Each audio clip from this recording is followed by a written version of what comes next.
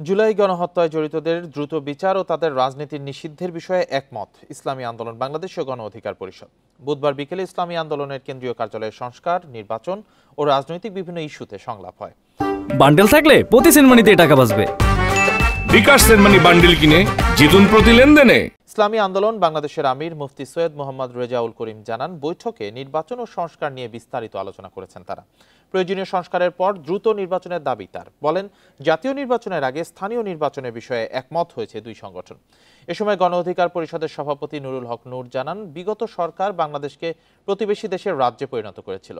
জুলাই আন্দোলনে গণহত্যা চালাতেও পিছপা হয়নি, তাই তাদের বিচার জরুরি।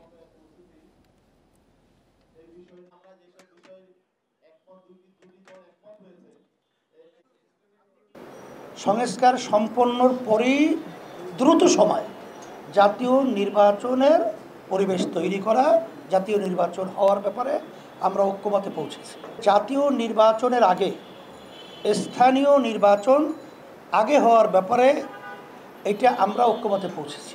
জুলাই গণঅভ্যুত্থানের যারা হত্যাযজ্ঞ চালিয়েছে, নির্মমতা চালিয়েছে, গণহত্যা চালিয়েছে, তাদের একটা দৃষ্টান্তমূলক বিচার হওয়া দরকার এবং একই সাথে এই গণহত্যার সাথে জড়িতদের রাজনীতি বাংলাদেশে অন্তত হওয়া উচিত না।